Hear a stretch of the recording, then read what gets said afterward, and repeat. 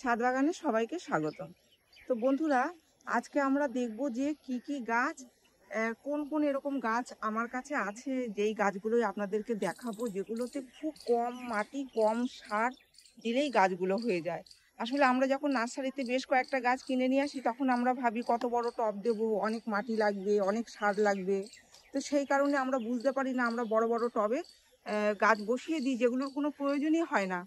অথচ আমরা সেই মাটি, একটা টবের মাটি দিয়েও কিন্তু আমরা 5টা 6টা গাছ বসাতে পারি, কিংবা একটা বড় টবের মাটি দিয়ে 10 রকমের গাছও কিন্তু আমরা বসাতে পারি। কারণ আমাদের কাছে কিন্তু এখন এই মাটির ভীষণ অভাব, সার মাটির ভীষণ অভাব, আমাদের জোগাড় করতে ভীষণ কষ্ট হয়। তো আমরা আজকে জেনে নেব যে কোন কোন গাছ খুব কম সার কম মাটিতেই হয়ে যায় এবং কেন হয়ে যায়, সব কিছুই থাকছে আজকের ভিডিওতে। তো চলুন ভিডিওটা আমরা দেখতে থাকি।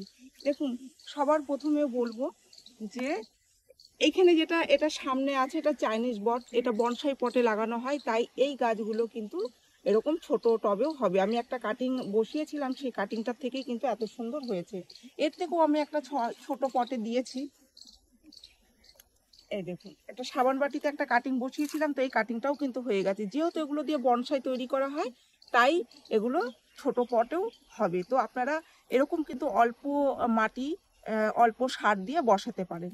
তারপরে এখানে যে ক্যালাঞ্চু আছে, এই ক্যালাঞ্চুগুলো কিন্তু একদম 3 ইঞ্চি 3.5 ইঞ্চি টবে বসানো রয়েছে, আর খুব সুন্দর হয়েছে গাছগুলো, ফুলও এসেছে।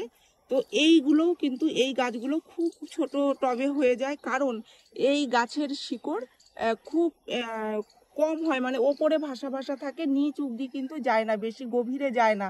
সেই কারণে এই গাছগুলো ছোট টবে হয়ে থাকে। তো এরকম বেশ কিছু গাছ আছে যেগুলোর শিকড় আমি যে দেখাবো, যেগুলোর শিকড় খুব একটা ডিপে যায় না, তাই ছোট ছোট টবে এই গাছগুলো খুব ভালো হয়। যেরকম স্নেক প্ল্যান্ট, দেখুন এখানে স্নেক প্ল্যান্ট কিসে বসানো রয়েছে, এই দেখুন একটা সাবান বাটিতে বসানো রয়েছে, আর কত হয়েছে। হ্যাঁ, আমরা যখন বসাবো তখন একটা ছোট টবেই বসাবো। ছোট টবে এই গাছগুলো খুব ভালো গ্রো করে, বড় টবে বসালে কিন্তু খুব ভালো, মানে খুব তাড়াতাড়ি গ্রো করে না। ছোট টবে বসালেই গ্রো করে। যখন টব ভর্তি হয়ে যাবে, তখন আমরা একটা বড় পটে রিপোর্টিং করব, কিংবা এই চারা তুলে আলাদা আলাদা করে বসাবো।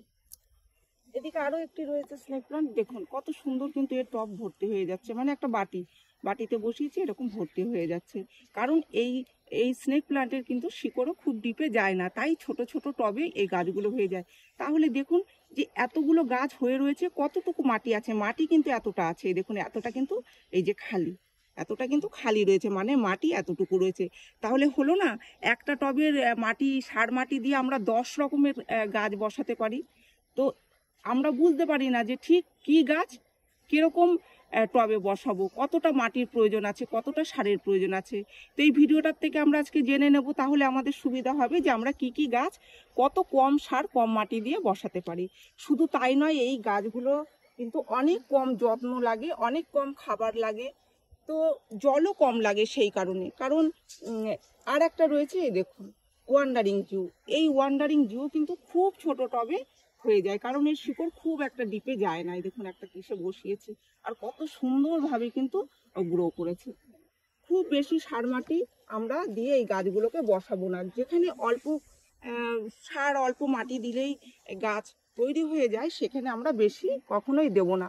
স্নেক প্ল্যান্ট এখানে একদম ছোট ছোট টবে বসানো রয়েছে, ভর্তি হয়ে হয়ে রয়েছে, বেশ কিছু রয়েছে দেখুন। তারপরে জেট গাছ, এই জেট গাছও কিন্তু খুব কম সার কম মাটি লাগে, কারণ এই গাছগুলো আরো যদি ছোট টবে বসানো হয়, তাহলেও এই গাছ বেঁচে থাকবে। এদিকে দেখুন, এই যে এই প্রজাতির ক্যাকটাস কত কম মাটি দিয়ে বসানো রয়েছে, এতটুকু মাটি রয়েছে, আর কি সুন্দর কিন্তু রয়েছে। এটা মাটি না ঠিক, এখানে কিন্তু 1 ভাগ মাটি আর 1 ভাগ বালি রয়েছে, অর্ধেক ভাগ রয়েছে জৈব সার, কারণ ক্যাকটাসে মাটি একেবারেই কম লাগে। এই দেখুন কিসে বসিয়েছি, আর কত হয়েছে, হ্যাঁ এতটুকু রয়েছে। এখানে সার মাটি বালি কতটুকু রয়েছে, একদম কম, হয়তো 2 মুঠ মতো হবে। তো 2 মুঠোতেই কিন্তু এত ভালো গাছ হয়ে রয়েছে। তারপরে এই একটা প্রজাতির, এইটা যে আমি বসিয়েছি, এটা 4 ইঞ্চি টবে বসানো রয়েছে, একদম টব ভরে গেছে, আরো ছোট জায়গায় হয়ে যাবে। এই দেখুন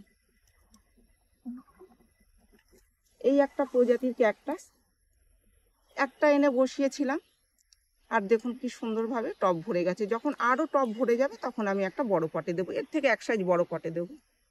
আরো এখানে একটি গাছ রয়েছে দেখুন, মাদার অফ থাউজেন্ডস। এই গাছগুলো প্রচুর চারা দেয় আর অনেক ছোট পাত্রে হয়ে যায়। দেখুন প্রচুর চারা দেয় বলতে পাতার উপরেই কিন্তু এই চারাগুলো থাকে, এগুলো তুলে বসালে এই যে এইভাবে তুলে বসালেই হয়ে যায়। এরকম আমি বসিয়েছিলাম কিছু, টব ভর্তি হয়ে গেছে। বাগান বিলাস, এই বাগান বিলাসও খুব জল কম পছন্দ করে, তাই যখন আমরা প্রথম বসাবো তখন ছোট টবে বসাবো। ছোট টবেও কিন্তু সুন্দর ফুল দিয়ে যাচ্ছে। এই দেখুন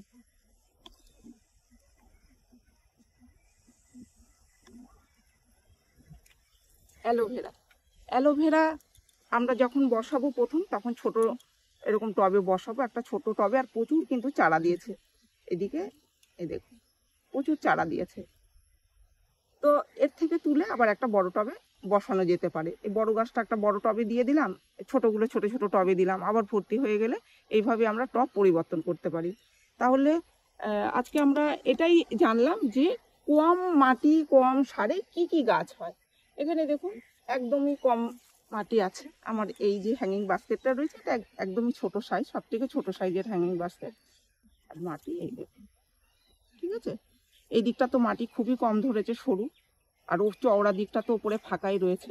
এতটা মাটি রয়েছে, এতটা সুন্দর হয়েছে স্পাইডার প্ল্যান্ট। আর একটা কাটিং এনে আমি বসিয়েছিলাম, এই যে দেখাবো। এই গাছটার আমি নাম জানি না, আমি এক জায়গা থেকে কাটিং এনে বসিয়েছি, কাটিংটা হয়ে গেছে। এগুলোও দেখছি খুব কম মাটিতেই হয়ে গেছে। একটা কাটিং বসিয়েছিলাম, এই দেখুন কাটিংটা ইজি ছিল, তো এর থেকেই কিন্তু বের হয়েছে পাতাবাহারের একটা সুন্দর এক কালারের গাছ। আমার খুব পছন্দ হয়েছে। এটার আমি নাম জানি না, কেউ যদি নাম জেনে থাকেন তো আমাকে কমেন্ট করে জানাবেন। তো এই গাছগুলো আপনারা অনেক কম সার কম মাটিতে বসাতে পারেন। এই গাছগুলোর জলেরও খুব কম প্রয়োজন হয়। আমি যে এত ছোট ছোট টবে বসিয়েছি প্রত্যেক দিন আমার জল দিতে হয় না। এই গাছগুলোতে দেখা যায় 2 দিন পর পর 3 দিন পর পর জল দিতে হয়। দেখুন এখানে যে আমি মাটি তৈরি করে গাছগুলো বসিয়েছি, এতে 2-3 ভাগ মাটি আছে আর অর্ধেক ভাগ বালি আর অর্ধেক ভাগ জৈব সার। এই দিয়েই মিশ্রণ তৈরি করে, মাটির মিশ্রণ তৈরি করে আমি গাছ বসিয়েছি, আর অনেক সুন্দর গাছ হচ্ছে। তাহলে এইভাবেই আপনারা গাছ করুন। আগে জেনে নিন যে কোন গাছটা কিরকম টবে দিতে হবে। গাছ বড় হয়ে গেলে, গাছ ঝাঁকড়া হয়ে গেলে অবশ্যই আমরা বড় পটে দেব, কিন্তু তার আগে কিন্তু অনেক দিন পর্যন্ত আমরা এরকম অল্প সার মাটি ব্যবহার করতে পারি। মানে আমাদের মানে খুঁজে বেড়াতে হয় না যে কোথায় মাটি পাবো, কোথায় সার পাবো, এতগুলো গাছ কিনে নিয়ে এসেছি কি করে লাগাবো। তো এই কথাটা মাথায় রেখেই আজকের এই ভিডিওটা করলাম। তো ভিডিওটা যদি ভালো লেগে থাকে তাহলে একটি লাইক করবেন, কমেন্ট করে জানাবেন, আর চ্যানেলটিকে সাবস্ক্রাইব করবেন। আপনারা গাছ লাগান, ভালো থাকুন, সুস্থ থাকুন, দেখা হবে পরের ভিডিও।